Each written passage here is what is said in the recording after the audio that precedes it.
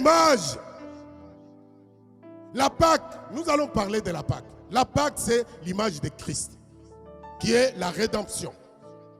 Mais surtout, la Pâque signifie la délivrance obtenue par la mort et la résurrection de Jésus-Christ. Amen. C'est ça la Pâque.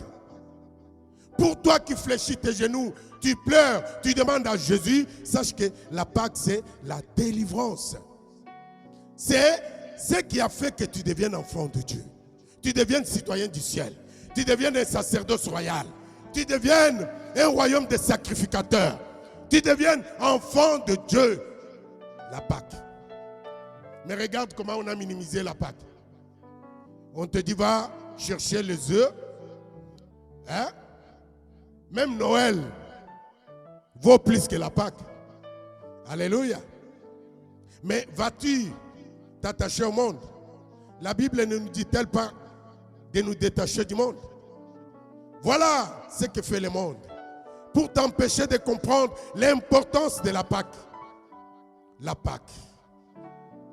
Bien-aimé, les sous-titres étaient Jésus fait et change tout. Alléluia.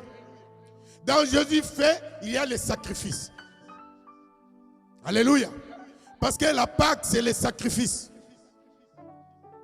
Ça commence par les sacrifices.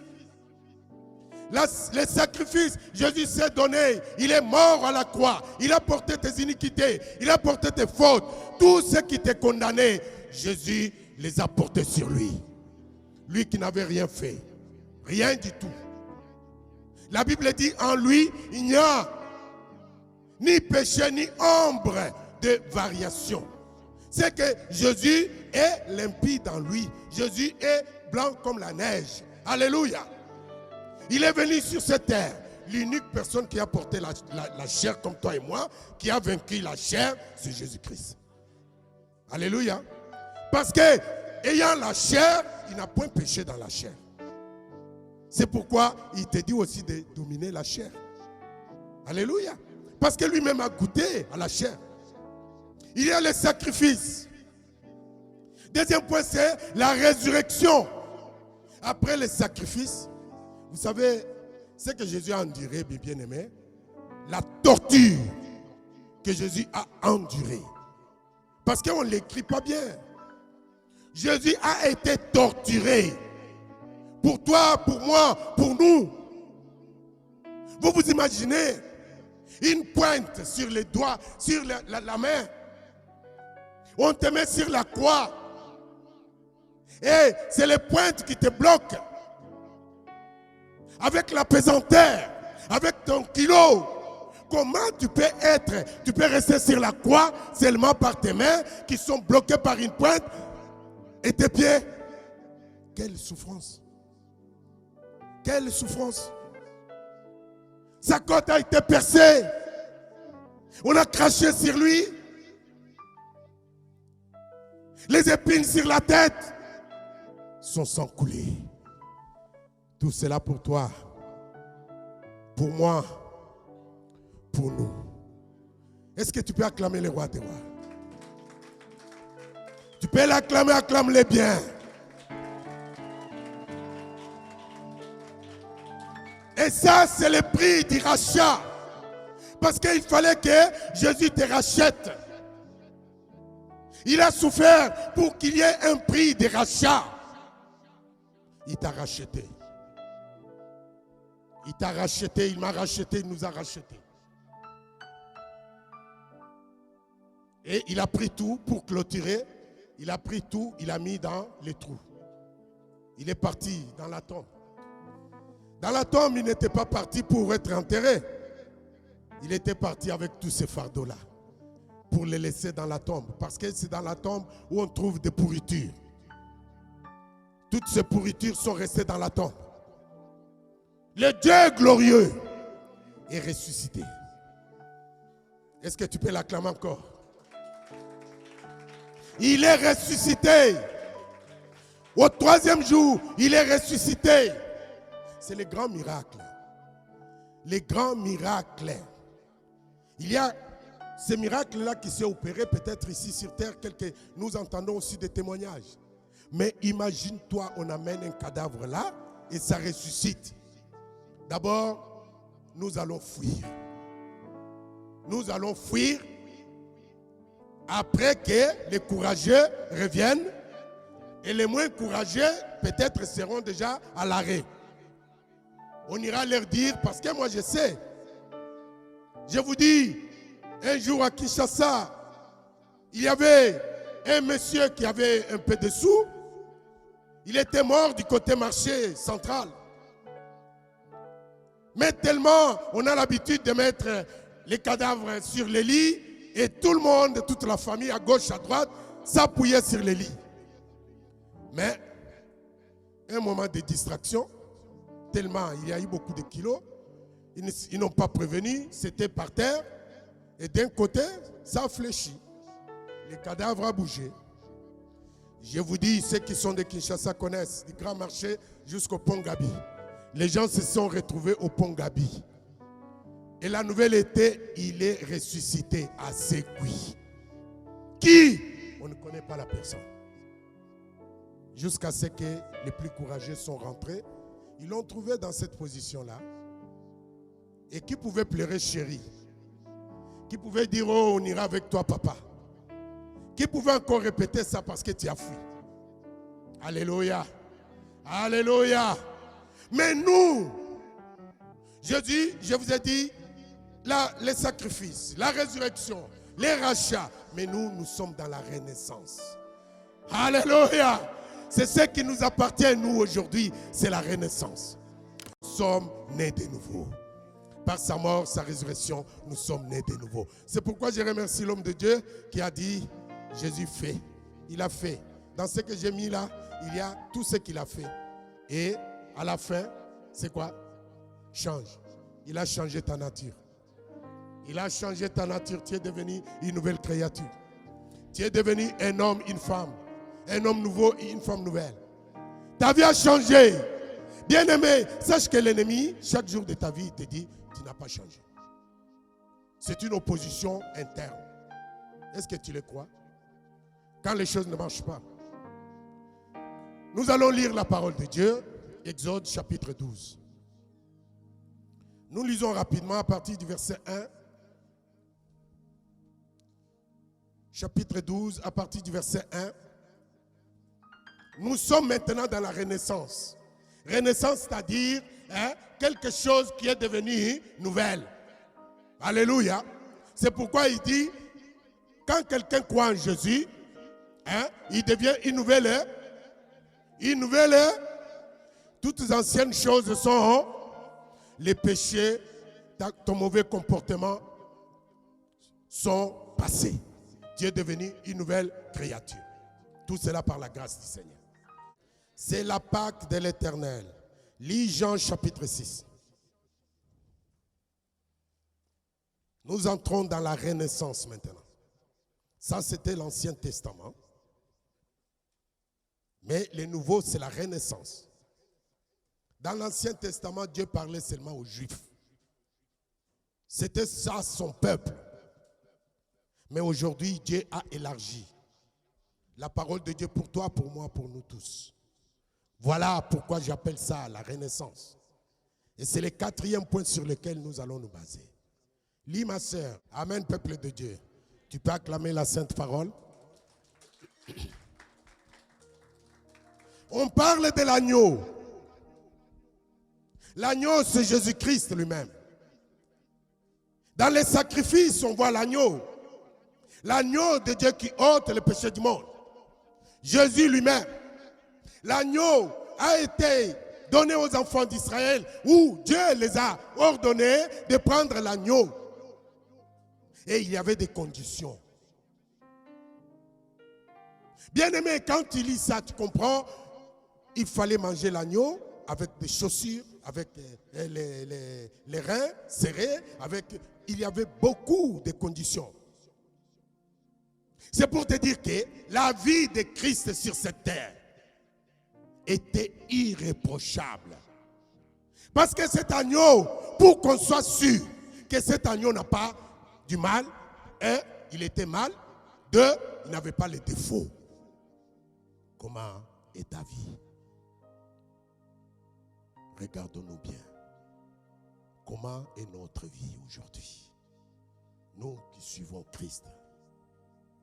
Comment marchons-nous? Notre vie est irréprochable. Parce que la Bible nous dit, tel qu'il est, c'est tel que... Non, répétez s'il vous plaît. Ne vous culpabilisez pas parce qu'aujourd'hui c'est la résurrection. Tous ceux qui te culpabilisent, tous ceux qui te condamnent, qui te retiennent là, aujourd'hui ça tombe. Tu ressuscites, tu es une nouvelle sœur, tu es un nouveau frère. Dis Amen. Tel qu'il est, c'est tel que nous sommes. L'agneau devrait être gardé avant qu'on l'égorge pendant autant de jours. Bien-aimé, c'est ta vie. Ta vie doit refléter la vie de Christ. Ta vie doit refléter la vie de Christ. Si tu n'es pas fort, parce que personne n'est fort, tu demandes, Seigneur, accorde-moi ta force pour que je sois comme tu es.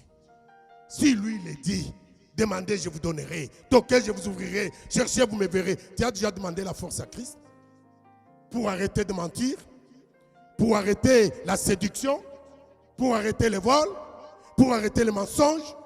Tu as déjà demandé? Ou tu dis, ah Seigneur, je suis fatigué, je suis comme ça, je resterai comme ça. La vie de Christ, la vie de l'agneau. L'agneau, Dieu a dit chercher mal. Et mal d'un homme. Il y avait des conditions. Bien-aimé, la condition. Tu dois aussi te poser des conditions dans ta vie pour devenir comme Christ. Amen, amen, amen. Amen, amen, amen. Oui. Parce qu'on ne peut pas dire qu'on est enfant de Dieu en marchant comme on veut. Non. Non, non, non, non, non, non, non, non, non, non, non, non, non, non, non. Je te le répète aujourd'hui. Parce que tout à l'heure, hein, dans quelques minutes, nous allons ressusciter. Hein? Pour ressusciter, il faut que tu obéisses. Tu dises à Dieu, Seigneur, je m'abandonne entre tes mains. Je dépose mes fardeaux. Je dépose ma personne entre tes mains pour que tu me transformes. L'agneau de Dieu. Ça, c'est le premier point. Deuxième point, l'agneau a été éprouvé et doit être égorgé. On amène l'agneau pour l'égorger. Et à ce point-là, Jésus vient, il dit aux Juifs, moi je suis le pain de vie. Vous voyez les gens qui avaient égorgé l'agneau hier, tu leur dis aujourd'hui que c'est toi qui deviens le pain de vie. Ils se disent, mais écoutez, cet homme blasphème le nom de Dieu. Comme les Juifs n'avaient pas compris, pour que toi et moi, nous soyons aussi aujourd'hui sauvés, et que toi et moi, nous puissions ressusciter avec Christ aujourd'hui. Voilà, ils se sont dit, c'était les motifs, parmi les motifs qui ont fait qu'ils puissent tuer Jésus. Lorsqu'il a dit, mon corps vous le mangez, mon sang vous le buvez. Ils ont dit, mais nous devenons des cannibales. Hein? Nous devenons des cannibales. Ils regardent l'âge de Christ, ils disent, mais ces garçons nous prennent pour des cannibales. Parce que vous savez, hein, les vieux là, avec une grande barbe jusqu'ici, la tenue blanche, hein, ils regardent un petit garçon comme ça, ils disent, ces garçons, comme disent les Balouba, les garçons là.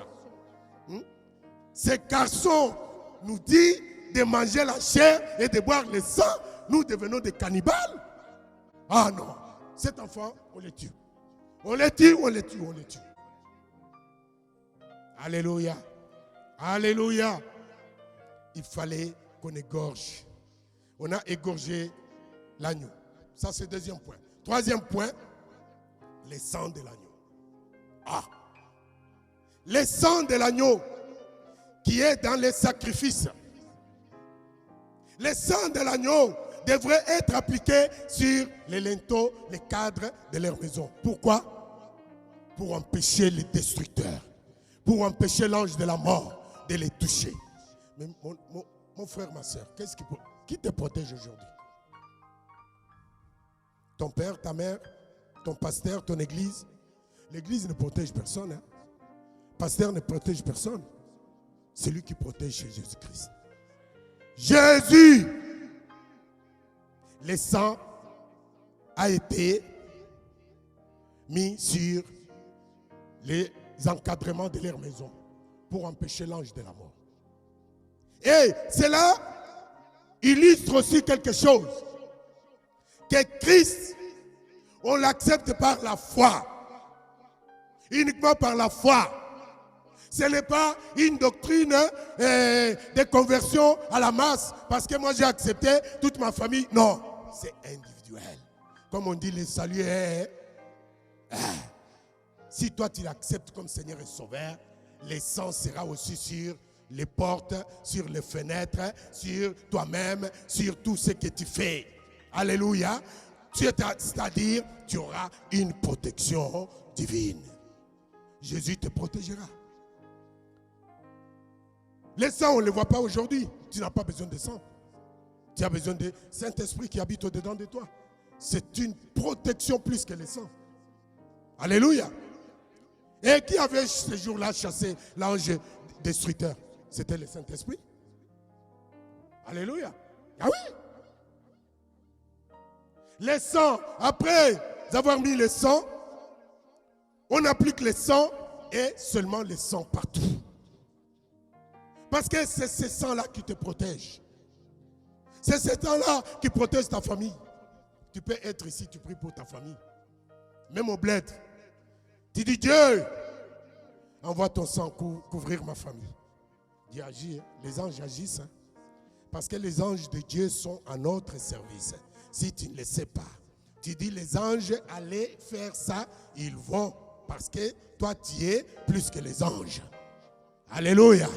Est-ce que tu le sais? Savoir, quand tu sais quelque chose, tu deviens intelligent. Tu deviens sage. Tu deviens un enfant de Dieu. La connaissance de la parole de Dieu. La connaissance des écrits t'amène à devenir sage. À ne pas marcher ngoulou-ngoulou. À ne pas marcher bon tabac. C'est-à-dire, tu te promènes comme ça. Si tu vas dans la rue, tu vois quelqu'un marcher comme ça. Tu vas faire quoi? Si tu es sur ce côté-là, la première réflexe, c'est quoi? Tu passes de l'autre côté. Tu passes pour un peu jumeler la personne. La première des choses, il est ivre, il est drogué, il peut me faire mal. Voilà. Mais combien d'enfants de Dieu aujourd'hui marchent comme ça? Ne comprennent pas la parole de Dieu. Il suffit qu'on te dise, oh là il y a les miracles, tu cours. Là il y a ça, tu vas. Là on fait ça, tu vas. C'est quoi? Positionne-toi dans la parole de Dieu. Alléluia. Alléluia. Et le sang de Christ te couvrira. Le sang de Christ sera sur toi. Et avec le sang de Christ, tu deviens plus que vainqueur. Parce que dans le sang, il y a la vie. Le dernier point, c'est le repas lui-même. Les repas. C'est là où Jésus dévoile que moi-même, je suis le pain de vie. Il dit, je suis le pain de vie. Tu me manges, tu as la vie éternelle. C'est-à-dire, pas la petite vie aujourd'hui terrestre, mais la vie éternelle, ça veut dire cette vie que tu as, plus la grande vie que tu auras éternellement. Tu ne peux pas acclamer Jésus?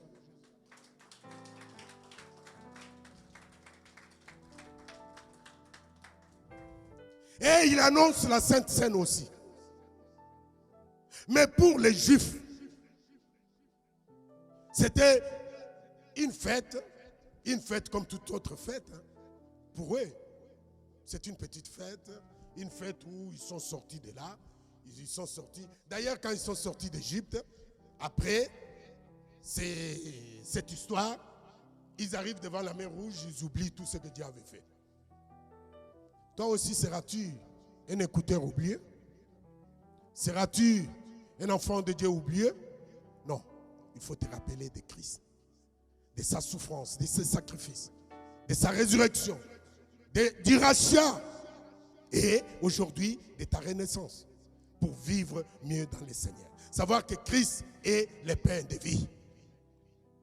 Et quand tu manges le corps de Christ, tu bois son sang, tu as la vie. L'ange de destruction ne peut pas s'approcher de toi. Dis Amen. Et quand tu manges ça, même tes comptes, même tout ce que tu as, Dieu le protège. Dieu le garde. Amen. Mais pour toi, pour nous, qu'est-ce que nous devons faire? Nous devons connaître la parole de Dieu.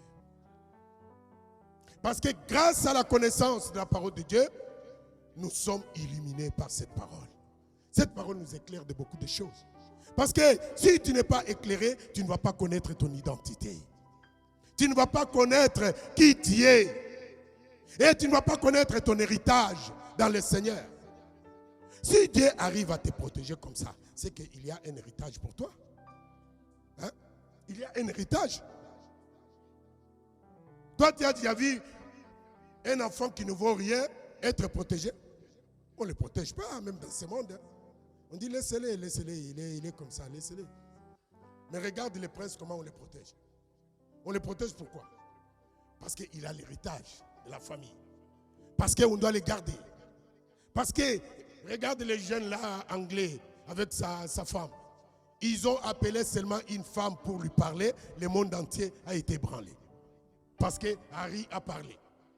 Chacun allait dans son sens. Mais toi, tu vaux plus que ce jeune-là. Nous valons plus qu'eux. Alléluia. Parce que nous avons l'héritage en Christ. Nous devons parvenir à la pleine réalisation que tel il est, c'est tel que nous sommes. Alléluia. Bien-aimés, c'est ce que nous allons faire tout dans quelques minutes, si on m'accorde 2 minutes seulement. Alléluia. Tel qu'il est, c'est tel que nous sommes. Parce que nous sommes la justice de Christ. Dis Amen. Nous sommes l'expression de toutes ces choses parfaites et conformes à sa nature. Tu connais la nature de Christ? Qui connaît la nature de Christ? Hein? Quand tu cites le nom de Jésus, tout genou au ciel, sur la terre et sous la terre. Alléluia. Il t'a donné cette nature-là.